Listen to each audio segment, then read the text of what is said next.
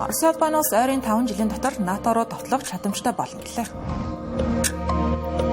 Канада улсын ерөнхий сайд Марк Карни энэ санхүүгийн жилд багтан батлан хамгааллын зарлага дотоодын нийт бүтээгдэхүүний 2% хүргэнэ гэлээ. Бүтэд болон Америк улсын дипломатуудын хоорондох худалдааны хэлэлцээр 2 дахь өдрөө үргэлжилж байна.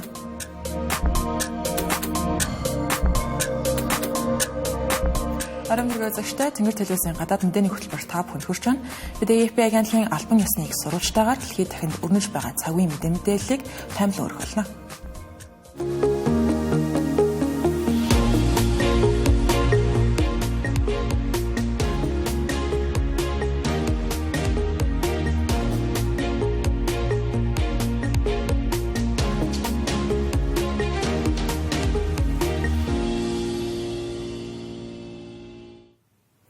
Америк нэгдсэн улсын ерөнхийлөгч Дональд Трампын цагаачлалын бодлогыг эсэргүүцсэн жагсаал Лос Анжелес хотноо 4 дахь өдрөө үргэлжилж байна. За өнгөрсөн 7 хоногийн бям гарагт энэхүү хотод үндэсний гвардийн 2000 цэрэг дайрчлагдах тухай ерөнхийлөгчийн зарлаг гарсан. За тэгвэл өнөөдөр Дональд Трампын зарилгаар дахиад 2000 цэрэг энэхүү Лос Анжелес хот руу нэмэлтээр явуулах захирамж гарсан байна. Энэ талаар холбооны албаныхан AP агентлагт мэдээлсэн байна. За нөгөө талаас Калифорни мужийн удирдлагууч энэхүү нөхцөл байдлыг бол зүгээр хараад суухгүй. Калифорни мужийн аман захирагч Гэвин Ньюсом ерөнхийлөгч Дональд Трамп болон батлан хамгааллын сайд Пит Хексет нарыг шүүхөд өгч гвардийн цэргүүдийг холбооны захиргаанд шилжүүлсэн үйлдэлийг хууль бусаа гэж үзэн хүчингүй болгуулахаар Сан Францискогийн холбооны шүүхэд хэмжил гаргасан байна. За тэрээр нэмэлт дайчилгааг санаатай жагсаалыг өдөөн төрхөрсөн үйлдэл ямар ч үр дүнгүй харин ч үндэсний гвардийн цэргүүдийн нэр хүндийг гутаанд оромжилсан хэрэгэ гэж тодорхойллоо. Намаа үндэсний гвардийн цэргүүдээс гадна Тэнгисийн явган цэргийн энэхүү жагсаалд түр дайрлагдсан байна. За тодорхойлбол Пентагон 700 Тэнгисийн явган цэргийн албан хаагчийг 29 Palms баазаас түр хугацаагаар байжиж Лос Анжелест байршуулсан үндэсний гвардийнханд дэмжлэг үзүүлэх зорилготой гэж үүнийгээ тайлбарласан. NBC агентлагийн мэдээлснээр энэ нь шинэ гвардийн цэргүүд ирэх хүртэл хугацаа хожих төр зохицуулалтаа гэж үзэж байгаа юм. Америк нэгдсэн улсын иргэний эрхийн холбоо Дональд Трампын Тэнгисийн явган цэргүүд дайчилсан энэхүү шийдвэрийг бол эрс буруушааж байгаа.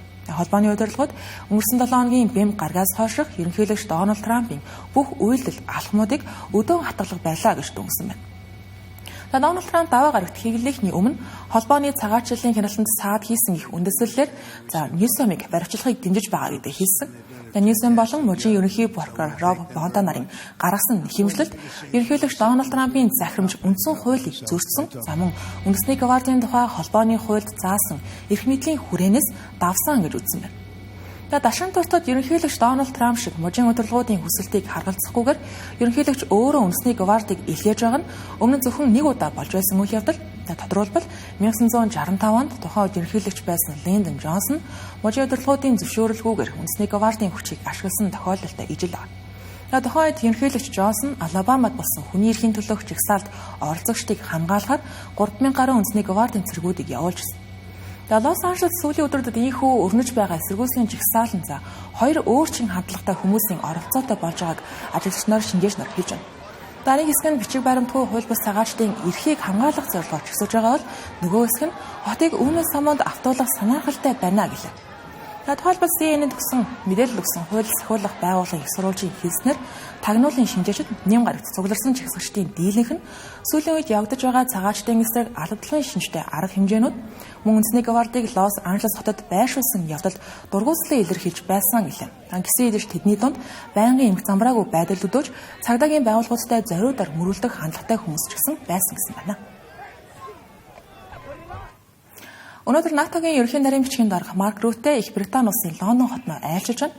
Энэ үеэрээ тэрээр олон нийтийг зочроолсон мэдээллийг хийлээ. Тэрээр Орос улбаанаас ойрын 5 жилийн дотор НАТОгийн улс орнууд руу товтлогоо хийх магадлалтай тул холбооны гишүүн орнууд агарын болон пуужингийн хамгаалалтаа 400% нэмэгдүүлэх шаардлагатай гэсэн байна. НАТОгийн ерөнхий нарийн бичгийн дарга Марк Рютте Лондон дахь Chatham House бодлогын судалгааны төвд хийсэн хэвлэлийн баг хурлынхаа үеэр Орос улбаны улсын зэвсэг үйлдвэрлэл тун эрчтэй нэмэгдэж байгаа тул НАТОгийн цэрэг батлан хамгаалахын чадварыг эрс нэмэгдүүлэх ёстой гэж эзлэн гишүүдтэй хандан анхааруулга мэдээлэл хийжээ. Одоогийн байдлаар Эвслийн 32 гишүүн орноос 22 нь 2014 онд тогтоосон дотоодын нийт бүтээгдэхүүний 2% батлан хамгааллын салбарт зориулах босхийг хангаж байгаа юм. Марк Рюте энэ оны сүүл гэхэд Эвслийн бүх гишүүд зорилтод 2% хүрнэ гэж найдаж байгаагаа мөн илэрхийлжээ. Тэрээр Лондон хотод байх үедээ Их Британи улсын ерөнхий сайд Кир Стармертай уулзсан. Энэ нь 6 дугаар сарын 24-өөс 25-нд Нидерланд улсын Гаг хотод болох НАТОгийн дээд хэмжээний уулзалтын өмнөх бэлтгэл уулзалтуудын нэг юм а. Энэхүү уулзалтаар Эвслийн 32 гишүүн улс бүгд цэргийн зардлаа эрс нэмэгдүүлэх шийдвэрт нэгдэн гэсэн хүлээлт. Их Британи улсын хувьд батлан хамгааллын зардлыг 2027 гэхэд дотоодын нийт бүтээгдэхүүний 2.5%, 2034 он гэхэд 3% болгон нэмэгдүүлэх амлалт өгөөд байгаа. Үүнийг Марк Рюте сайшин хүлээн авсан гэлээ. Орос улбаноос 2022 оны 2 дугаар сард Украин улсад цэргийн ажиллагаагаа эхлүүлснээс хойш НАТОгийн гишүүн орнууд батлан хамгааллын бодлогоо эргэн харж шинжлэх болоод байгаа. Түүнчлэн Америк нэгдсэн улсын ерөнхийлөгчөөр Дональд Трамп сонгогдсноос хойш бодлогын чиг хандлага нь Европыг орхигдуулах шинжтэй байгаа. Ийм үед Их Британи, Франц зэргүүтээ Европын НАТОгийн орнууд аюулгүй байдлын төлөвлөгөөгөө нэгтгэхээр ажиллаж байна. Өнгөрсөн 7 хоногт гэхэд Их Британи улсын засгийн газар цөмийн хөдөлгөөртэй шинэ шумбагч онгоц бүтээж боловсролгүй дайн төсөд мөргөлдөөнд бэлтгэл хангасан байх зэрэг зорилт тавьснаа зарласан. Энэ нь зөвлөлт холбоот улс задран үнснээс хойших Их Британи улсын батлан хамгааллын хамгийн том шинжилэлт тооцогдож байна. Марк Рютегийн хувьд НАТОгийн шинэ зорилт болгож батлан хамгааллын зардлыг дотоодын нийт бүтээгдэхүүний 3.5%, түүнтэй холбоотой зам, гүүр, нисэх буудал, бомб зэрэг дэд бүтцэд зориулсан зардлыг 1.5% болгох саналыг дэвшүүлээд байгаа юм. Энэхүү шинэ зорилт нь Америк нэгдсэн улсын ерөнхийлөгч Дональд Трампын сахигааны зүгээс тавьсан шаардлага гэж хэлж болно. Түүний хувьд одоо хүртэл НАТОгийн ач холбогдолд эргэлзэж Америк нэгдсэн улс Европын орнуудын аюулгүй байдлыг үн төлбөргүй хангаж байна гэж 2 дахь бүрэн эрхийнхээ хугацааг эхлэхээс өмнө удаадараа шүүмжилсэн юм а. Тиймээс Европын улс орнууд аюулгүй байдлын хувьд Америк нэгдсэн улсаас хэд хараат бус бие даасан байх нь Европ дахь НАТОгийн улс орнуудын хувьд ийхүү тун чухал анхаарал хандуулах асуудал болоод байгаа юм а. Канада улсын ерөнхий сайдаар томилогдоод төдийлөн удаагүй байгаа ерөнхий сайд Маккарни улсынхаа батлан хамгааллын зардлыг сүүлийн олон 10 жил байгаагүй өндөр түвшинд хүрэхээ амлав. Тэрээр мөн хизээнээс илүү дэлхийд дахин аюултай хуваагдсан байгаа ийм үед Канада улс Америк нэгдсэн улсаас хэд хамааралтай байхаа болох ёстой гэж хэлсэн байна. Түүний хэлснээр Канада улс энэ санхүүгийн жилдээ багтаад НАТОгийн шаарддаг батлан хамгааллын зардлын 2% босхийг биелүүлнэ гэсэн байна. Үүний өмнө энэхүү зорилтыг 5-6 жилийн дотор биелүүлнэ гэж байсан. Олон жилийн турш Канада улс нь батлан хамгааллын тал дээр хойрог ханддаг улсаа гишүүнжлийн байгуулж байсан. Дараалан гарч ирсэн ерөнхий сайдар НАТОгийн стандарттай нийцэх зардлыг баталж чадаагүй гэсэн. НАТОгийн саяхны тайланд дурдсанаар өнгөрсөн жил гэхэд Канада улс батлан хамгаалах салбартаа дотоодын нийт бүтээгдэхүүнийхээ 145% зарцуулсан байсан. Маккарнигийн хувьд харин батлан хамгааллын хөрөнгө оруулалтыг дотоодын үйлдвэрлэгч нартаа чиглүүлнэ гэсэн байр суурьтай байгаа юм байна. Түүний хэлснээр Канада улсад яг одоогийн байдлаар 4 шумбагч онгоц байгаагаас зөвхөн нэг л ажиллагаатай байгаа юм байна. Усан флот болон хуурай замын техникийг авч үзвэл хагасаас илүү нь ажиллагаагүй байгаа гэлээ. Түүнчлэн Дональд Трампын протекционист бодлого болон Канадын бүрэн эрхт байдал занал хийсэн алхмууд нь хоёр орны харилцаанд сэв суулгасан тул энэхүү батлан хамгааллын салбартаа анхаарч зарлаа нэмэгдүүлж шинжилгээ сур харахгүй боллоо гэсэн байна. Зөнтэй холбогдуулан Канада улсын засгийн газар Америк нэгдсэн улсын Lockheed Martin компаниас нийт 16 ширхэг F-35 сүнөөгч онгоц худалдан авахар ярилцаж байсан ч энэхүү тохиролцоогоо эргэн харахаар хэлэлцэж байгаа гэлээ.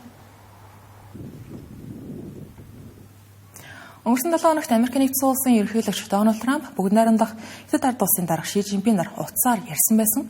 Үүнээс 3 хоногийн дараа буюу даваа гарагт Америк болон Хятадын худалдааны асуудлаар яриа хэлэлцээ Лондон хотод эхэлсэн байна. Өнөөдөр 2 дахь өдрөө үргэлжилж байна. Энэ нь өнгөрсөн сард Женевт байгуулсан төр эвлэрлийг хадгалах зорилготой яриа хэлэлцээ гэж байгаа юм а.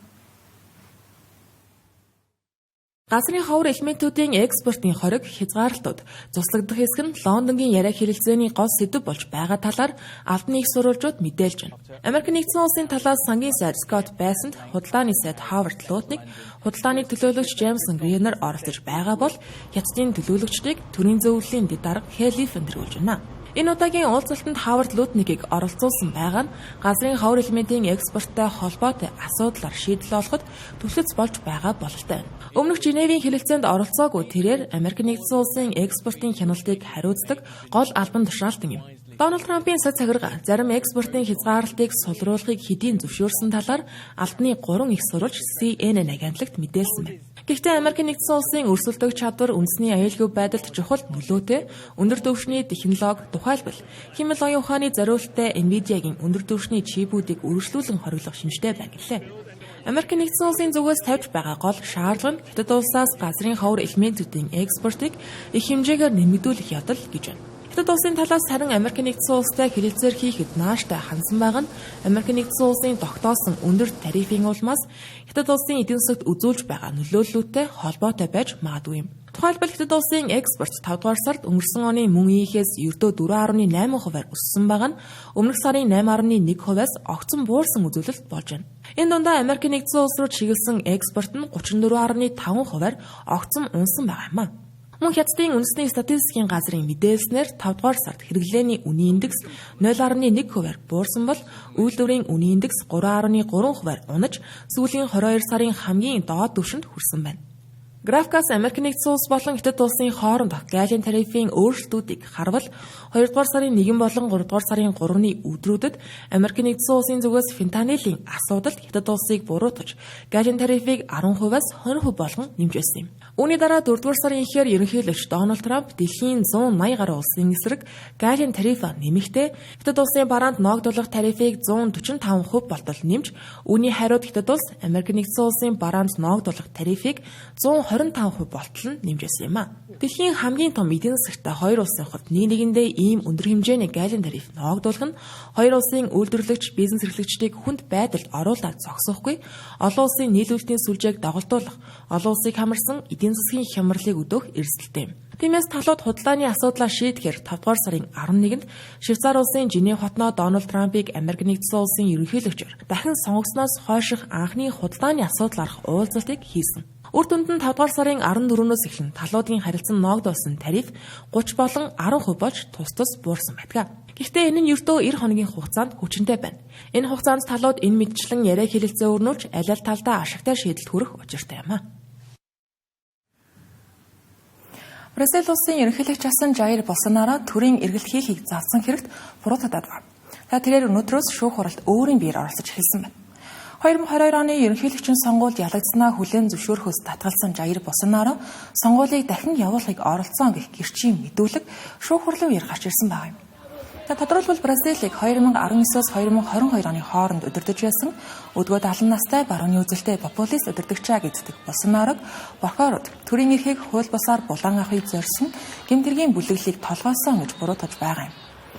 Мөн уг бүлэглэлийн зорилго нь одоогийн ерөнхийлөгч Лула да Силвад засгийн эрхийг шилжүүлэхээс сэргийлэх байсан ч энэхүү төлөвлөгөө тухайн үед цэргийн дэмжлэггүйгээс болж амжилтгүй болсон гэсэн байна. Болсонаро болон хамт буруутгагдж байгаа хамсаатан гэдэж байгаа 6 хүн даваа гарагт Бразилийн дээд шүүхэд биечлэн оролцож мэдүүлэг өгсөн юм. Мөн 7 дахь этгээд нь 20 хангаас захимаар шүүх хуралд оролцсон байна.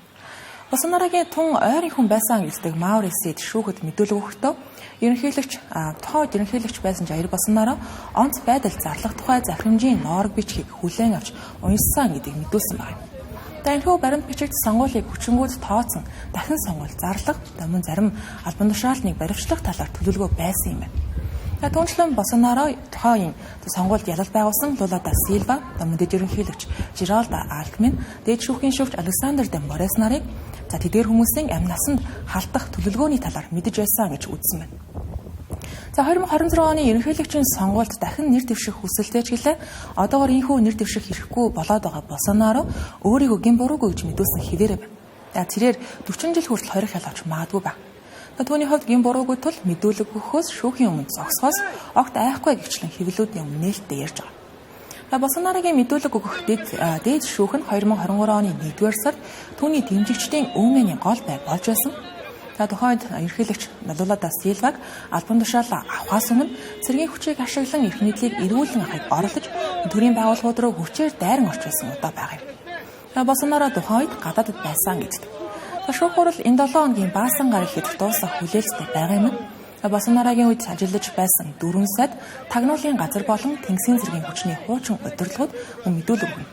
Хуралдаан орон дээр шууд дамжуулагдана. Болсонарог зөвхөн Борхород өмгөөлөгч биш, түүнийг диктатор гэж нээлттэй удаадараа шүүмжилж байсан шүүгч Морес байцаах юм.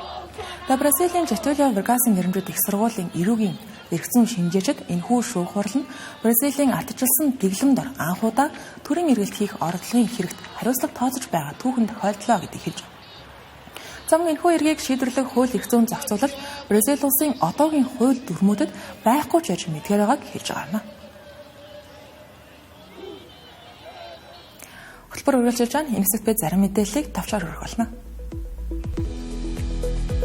Иран улсын их баригчид олон нийтийн эрүүл мэнд болон аюулгүй байдлын үүднээс тэжээвэр нохойг нийтийн эзэмшлийн газраар хөтөлгөөтэй алхуулж сэргийлүүлэхийг хориглосон шийдвэрийн цар хүрээг томрууллаа.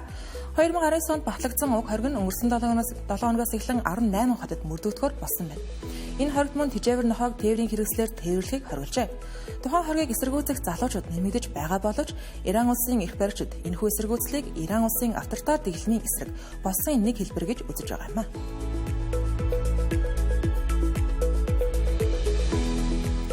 Колумбусын ерөнхийлөгчийн сонгуульд нэр дэвшигч 39 настай сенатор Мигель Уребе нийслэл Богота хотод сонгуулийн сурталчилгаанд ажлынхаа үеэр 3 удаа бууд усны 2 толгойн тус газар тусаж эмнэлэгт хүрэгдэн сэхэн амьдралах тасагт хэвцээр байна. Цагдаа нар хэргийн газраас жижигдэн болох 15 настай этгээдийг баривчилсан гэж Колумбусын ерөнхий прокурорын газраас мэдээлжээ. Энэ хэргийг Мигель Уребегийн нэр дэвшигч ном энэ бол Колумбусын ардчлал эрх чөлөөний эсрэг занал хийлэл гэж тодорхойлсон байна.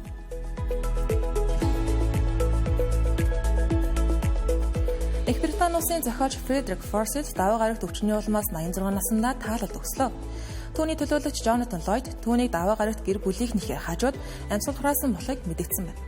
Таман дэлхийн хамгийн агуу триллер зохиолчдын нэгийг нас барсанд гүнээ харамсаж байгаагаа илэрхийлжээ.